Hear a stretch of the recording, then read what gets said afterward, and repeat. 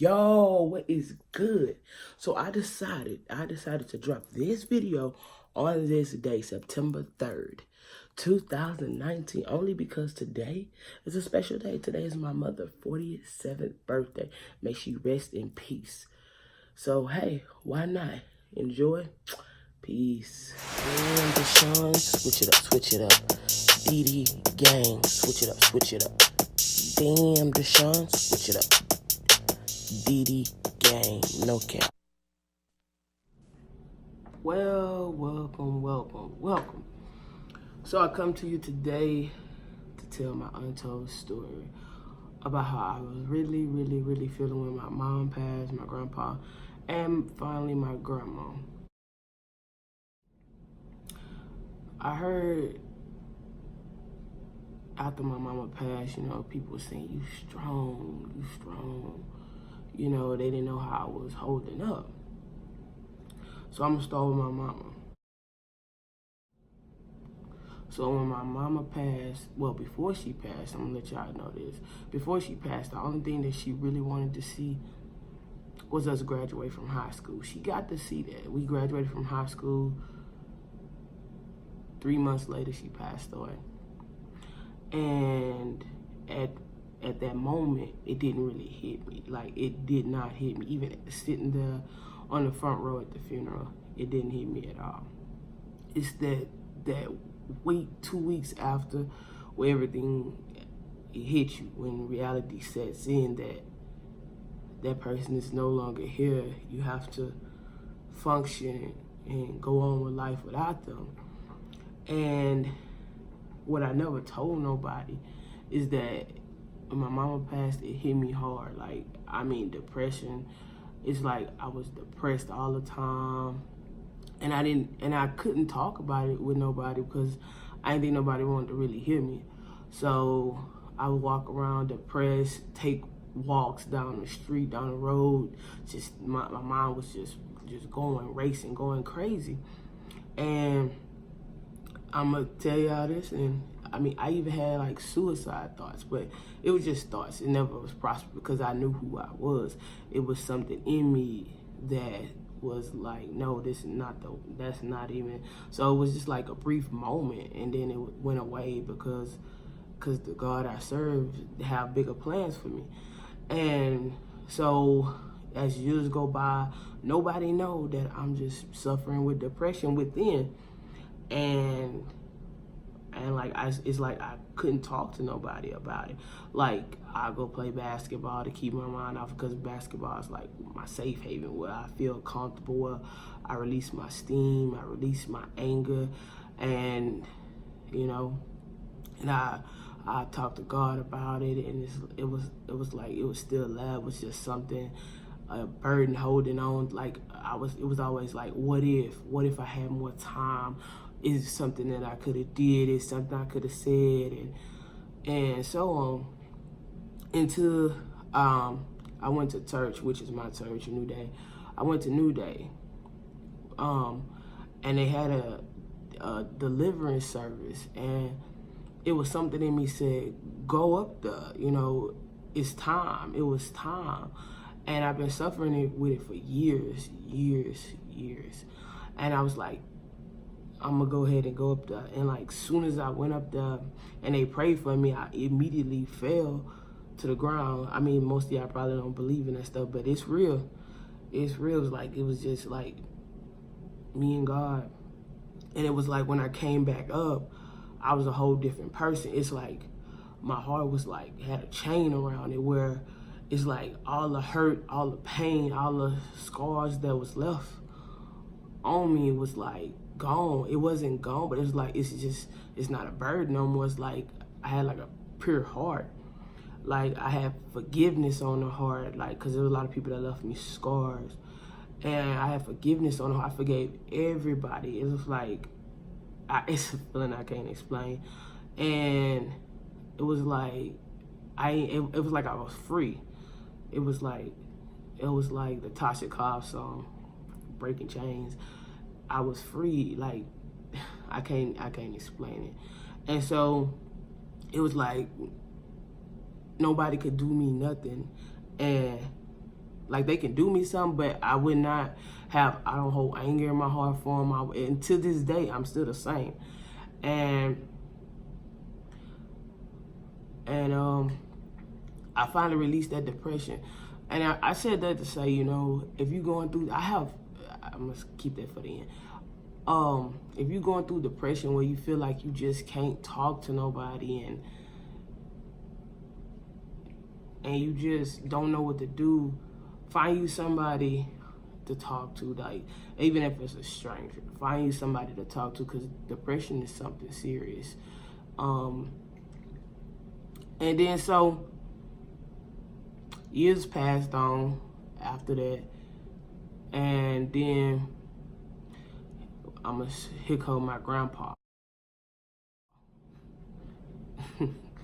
Here come my grandpa, you know. With my grandpa, you know, we start noticing things start to change. Like, my grandpa can kill some food. Like, I mean, kill some food. He eat about 6. He eat about 3 plates, 3 maybe 4 plates. Like, and like he stopped eating the same. He started losing like weight, you know, and you know, I always used to ask him, is, you know, how you doing? Are you okay? He's like, yeah, I'm fine. How about you? And I was like, I'm doing okay. I'm doing okay. I'm just checking on you, you know. And my grandpa and my mom was one of them people that didn't like, you know, wanting to tell you their problems and want people to stress and worry about them. And which is, I think, it ain't a good thing, because then it don't prepare you for what's next. So if you one of them people, I can't tell you how to do it, but it leaves people like wondering, like, what if we would have did this, what if we did that. So this one day, my grandpa, you know, he stopped eating, and he was taking a lot of pain medicine and etc. And he wasn't eating, so my grandma got him some insurance, and he barely was drinking those. So one day, it was me, my sister, and my grandma and my grandpa. Me and my grandma was in the front room. My grandpa was in the room. He was trying to go to the restroom. My sister was in her room, and he fell by the bathroom, and we tried to pick him up, but we couldn't pick him up. It was like a bunch of dead weight. It was like we couldn't pick him up. He was like, it was heavy, like, you know how dead weight is. We couldn't pick him up, and so we had to call the ambulance to come see what was wrong. And he didn't want to go, but he had to go. And so we get to the hospital, and like a couple hours in, they tell us that he have stomach cancer. And it was something that he already knew, but he just didn't tell us. And so they said they was go see if he could start chemo. They said he was in stage 4, and see if he can test him and see if he eligible for chemo, which he did get approved for chemo, and he was gonna start that Monday, but things happened. Like, we had been to visit him on Easter, because I had just came from church.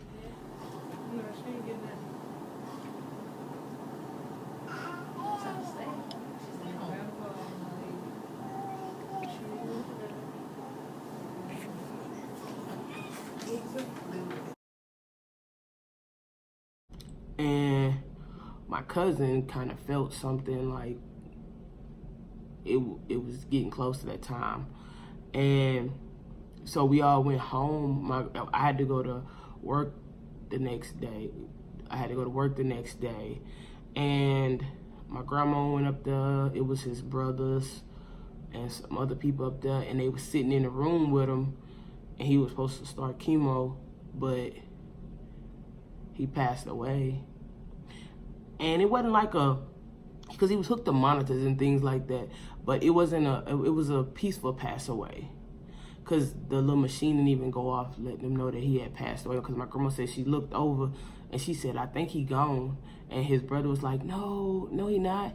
And they did. They went and checked, and he was gone. Like, previously to that, let me tell you, it was just me and my cousin. We went to go visit him. And he was talking to me, and I asked him, I said, how he doing? Where you, you know where you at? He said, yeah, I'm driving. I'm at Galveston driving. So in his mind, he was at peace because he was already gone. But he did he said, yeah, come Monday, I'm gonna start my chemo for you and things like that, you know? And so I felt good, but I knew it was getting close to that time. But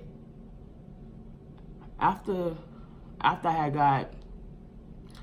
had got delivered from the depression, it's like God prepared me for what was next. And like when my grandpa died, I lost my job. Like in the midst of all this, I lost my job after, and the lady was like, the manager was like, you just seem so nonchalant about it. I said, I really don't have time to be stressed out over a job. I just lost my grandpa. I'm trying to plan a funeral and things like that. And she's like, OMG, I didn't know. My condolences. That's fine, you know what I'm saying? So in the midst of that, you know, I'm just trying to fill out job applications and keep doing what I'm doing because I'm trying to plan a funeral and things like that. And you know, I had got a couple job interviews and in the midst of all that, dealing with family and making sure my grandma was okay because this is the second one. And she already wasn't right after my mama passed away. So now my grandpa passed away. And so it's like that didn't hit me either. I'm sitting there in the funeral and it didn't hit me. Because I was prepared. You know, I couldn't be selfish anymore because they're no longer was struggling. And so I was taking care of my grandma because she lost my mom and she lost my grandpa. And now we going to my grandma.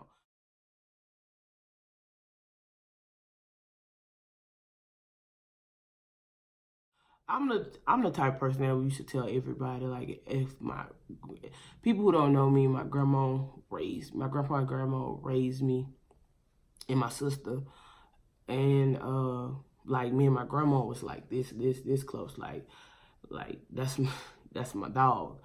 She always had my back. Now, I'm the person that always told everybody, like, if my grandma passed away, they might also take me with her because I ain't gonna be able to take it. You know, they probably have to sedate me or whatever. But little did I know I was getting prepared for something. So years passed by, y'all. Years passed by. We talking, this was recent last year, 2018. And my grandma, my grandma, she had hurt herself where she fell and she couldn't really walk, and on her leg, you know, we tried to make her walk. She was being stubborn or whatever. And so, you know, she'll use this chair, this broke computer chair I had to move around because she didn't want to use her walker, her crutches. And so I'm gonna just speed up to the part where it get down. So I was going to work March 12th or 11th. I was going to work. I helped my grandma go to the restroom. I got her some water and things like that. I told her, bye, I'm going to see you later. And she's like, bye. And I was telling her she needs something, you know, call my sister because she was in her room sleep. And so I left for work not knowing that was the last time that I was going to actually talk to her, where she talked back. And my sister said they went, her and her boyfriend had went in the front room, and they found her on the floor, by the chair. I guess she had they said she caught a seizure. This is what the people said. They said she had caught a seizure, but I think she had caught like a mild stroke or something like that. And so my sister I'm at work, and she was like, Big Mama going to the hospital. And she not responding. Like she was looking, but she wasn't saying nothing. The ambulance came, took her. I get to the hospital, the lady telling me that, you know, you might want to call family because it's gonna be any time now. And so I'm in utter tears, like this can't be true. And I had, you know, at that moment I couldn't be selfish. So, you know, I told everybody to leave out the room, and you know, I said my final goodbyes because everybody thought that I was gonna be the one that couldn't let her go. I already been through this 2 times, so I can't be selfish because she was in pain. And one thing about my grandma, a fun fact, she did not like hospitals at all. She didn't like going to doctors, none of that. So I already knew this was not her being in the hospital. But I told my grandma, you know, I love you. I appreciate everything you did for me. And I'm going to be okay without you. If you want to go, you can go. But little did I know, it wasn't time. She was continue fighting through it.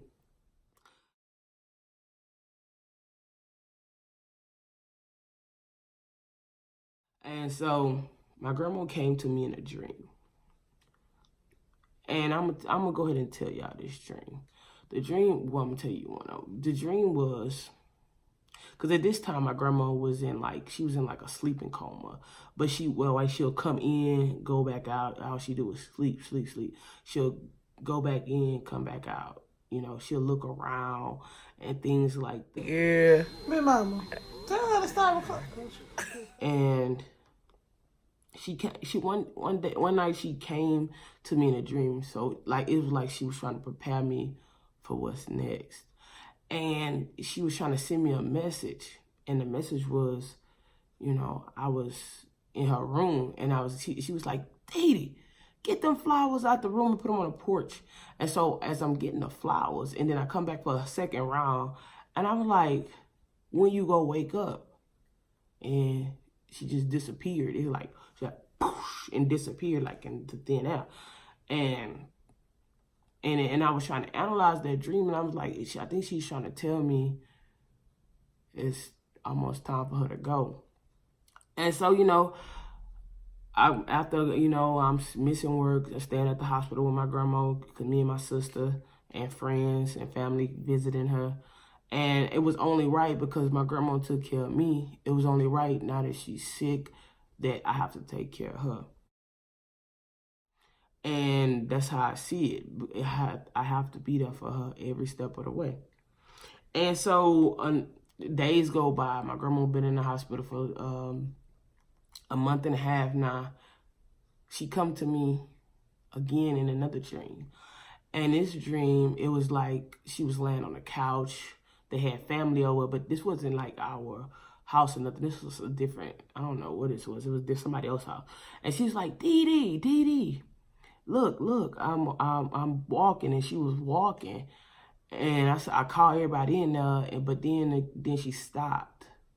And she sat back on the couch because she was tired. She was tired. So I analyzed their dreams, and it's getting closer. My grandmother's tired. She tired. She can't fight any longer. Is what I analyzed from that. And so days go by, and then so we get to May.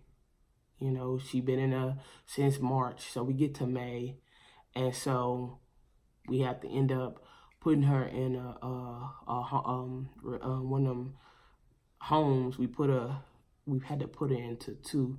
You know, and what people didn't know, before she even when she first went to the hospital, she actually died it took them 10 minutes to revive her.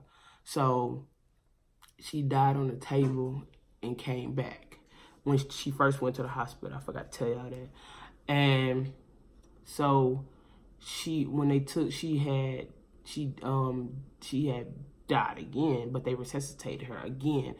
And they did make the decision to do not resuscitate, but they didn't send the papers over to the home, so they resuscitated her again. And so then we had to end up sending her to hospice. And me looking at my grandma, I'm like, this is not her. She don't want none of this. So we made a decision to take her off all that stuff and let God do his work. And let her, we kept her with her, like her high blood pressure medicine and another medicine, but all that machines and things like that, we took it off of her. Like, she did have to have an oxygen machine though. But other than that, we took all that off her and we let her live on peacefully. Hey, you gonna say something? Huh? Yeah, what was that? Coughing. And whenever she was ready, she can go. And so family come visit. We end up putting her in hospice. Family start visiting and things like that. So it comes to... This was the night before she had passed. May. And the nurse called us and told us y'all might want to come down here because her feet was ice cold and her body, so all her blood started rushing to her heart to keep it pumping. So we knew today was gonna be the day. So we all up there, we done called everybody who can make it, and so they could say their final goodbyes. And so we was all just chilling at hospice, and around 6, maybe close to 7, she took her last breath, and she went home. And at that time, I shed a couple tears because my grandma had already prepared me for that moment. She already came. I think if she would have never came to me in a dream, then I wouldn't have been prepared for that moment. And I thank her for that because she warned me before it happened.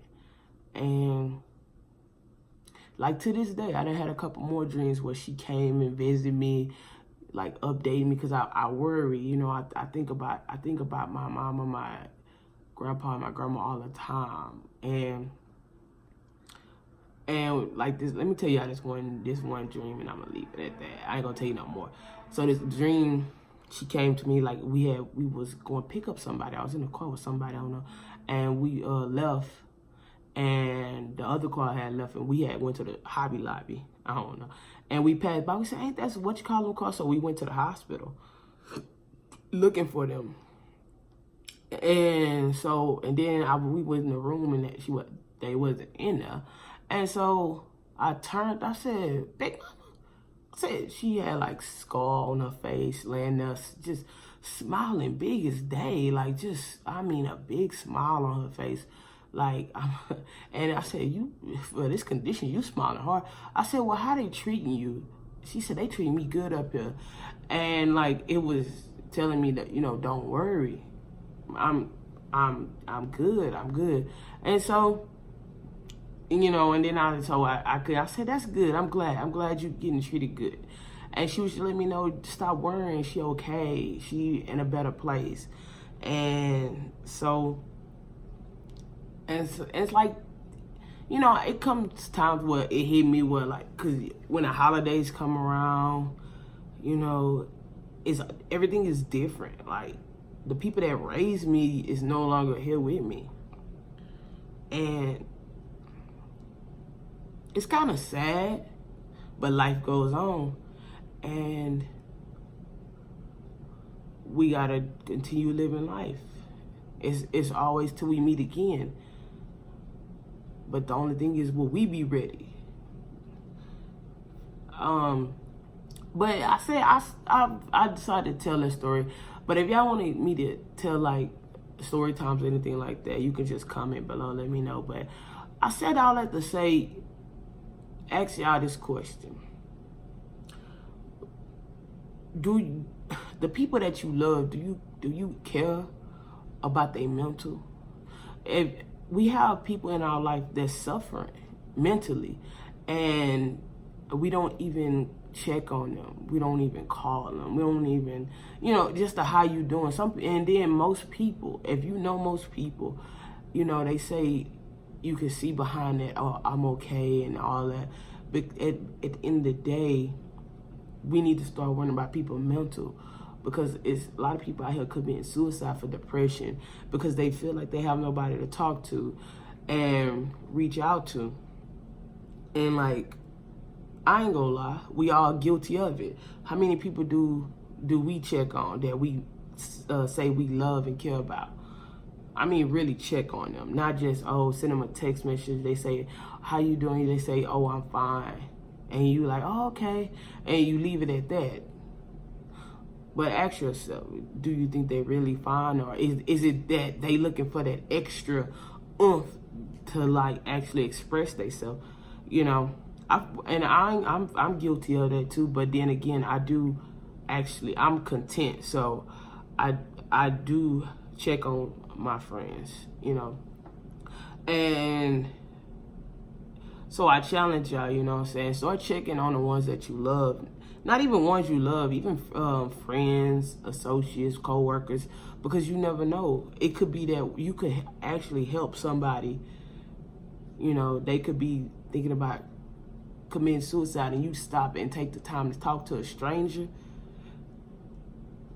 That's a wonderful thing, And then, I didn't have my share of times of helping people. Like, I can't physically help people, but mentally and encourage them, I can do that. Like, I have a couple people that came back and told me they success stories. They thanked me for helping them, for just giving them some advice to move forward in life, keep pushing. And that's all. Like, if nobody remember me for nothing, I just want to impact somebody's life. I already did that, but I'm gonna continue to do that because, everybody don't have nobody. And what we fail to realize is that we be mean and be nonchalant to people that they just needed somebody to talk to, and we brush them off and think that, oh, it's cool or whatever. Not on to just a simple, hey, how you doing? Let them know God's still here. Keep praying and things like that. That could help anybody. That really can. And so I say that to just say, that's my story. That's my backstory that I never told nobody. But to this day, I'm actually doing way better. I'm free. Like, I don't have that depression feeling no more. I don't have that I don't have nothing. I'm free. It's like God has prepared me. It's preparing me for something. And I'm gonna keep doing what I feel. I'm just a fun person to hang out with. I say that to say this. Talk to somebody, help somebody help somebody else, because you never know. You can help save somebody's life. And with that being said, that was my story untold. Peace. Love y'all. Mama, you waste that water. Do it for the vine.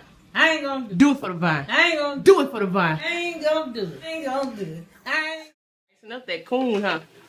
Catch him. Big old catfish.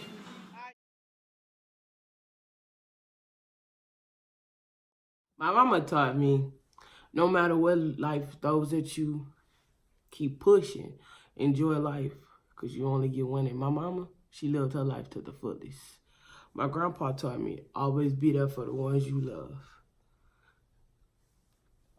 Because you never know. Somebody gonna have to be there for you one day, and you want to return that. And my grandma taught me, through it all, stay strong. And that's what she did. She stayed strong through it all. She was the last one. She stayed strong through it all and remained humble and caring. She might have talked her noise, but she stayed humble. If you know my grandma, you know what I'm talking about. But they all taught me, no matter what, fight through the pain. Fight. Because you got something to fight for. You got people to fight for. You got reasons to fight for. But then again, you always have somebody on your side fighting with you. So don't deny that. Embrace it. Because everybody needs somebody in life. Whether you believe it or not. Because at the end, we all gonna level up.